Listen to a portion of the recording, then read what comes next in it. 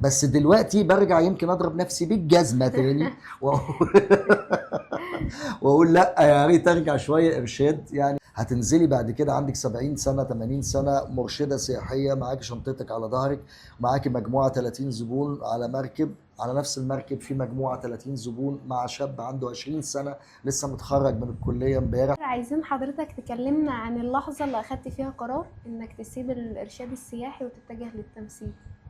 كانت لحظة عجيبة جدا، لأنه من الصعب إن أنت تغيري مسارك مرة واحدة بالانحراف القوي ده. خاصة إنه أنت في مجال الإرشاد السياحي ده، عارفة الناس يعني بيقولوا دي حاجة ما تقدريش تبطل، ده إدمان هذه الشغلانة. تتخيلي أنت شغلتك كلها عبارة عن فسح، تفسحي مع ناس، بتقابلي ناس جديده كل اسبوع، بتشوفي قصص جديده وناس جديده. يمكن بتقولي نفس الكلام التاريخي، ولكن كل مره استقبال الناس للكلام ده مختلف، ففيها متعه رهيبه كمؤدي كممثل، ليها متعه رهيبه. فان انا اسيب كل ده وفلوس كويسه جدا، فاسيب كل ده فجاه وانا فاتح بيت وبتاع واقول لا. بس كان لازم، لانه حسيت انه انا عملت خلاص كل اللي اقدر اعمله. هي مشكلتها الحاجه الوحيده، مفيش طموح. اه. بتوصلي لسقف معين خلاص مش هتعرفي تعديه.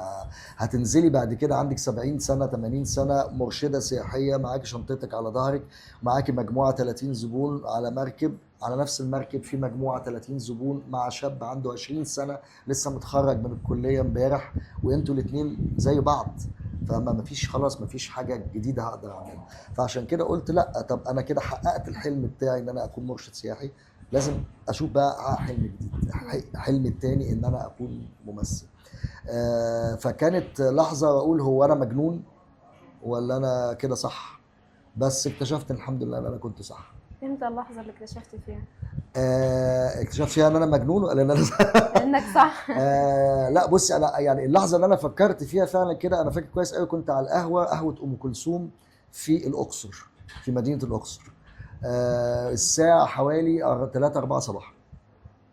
كنت قاعد وبشوف الدنيا عامله ازاي، واشوف نوعيه الزبون اللي بقى يجي لي بعد ما كان بيجي لي السائح الفرنساوي اللي هو سيناتورز او ممثلين او دكاتره ايجيبتولوجي او ناس فخمه، يعني بيستمتعوا بالعلم وبيستمتعوا بان هم يكونوا في مصر. دلوقتي بيجي لنا اي حد عشان مصر رخيصه، مجرد ان هو عايز يقضي يومين. طب نروح فين يا جماعه؟ نروح مصر رخيصه. لكن قبل كده كان بيحوش، كان حتى الموظف العادي مثلا الفرنساوي او انسان عادي كان بيحوش ويتعب بالسنين علشان حلمه انه يجي مصر. فتخيلي اداء ده واستقباله ان هو يكون في مصر، واداء ده واستقباله. فالوضع ده حسيت ان هو لا، مش مظبوط، انا كده لازم كده كفايه، ده رساله من عند ربنا انه كفايه كده. فده اللحظه اللي فكرت فيها. امتى حسيت انه انا ما كنتش مجنون وانا كنت صح؟ يمكن بعد ما عملت طلقة روح.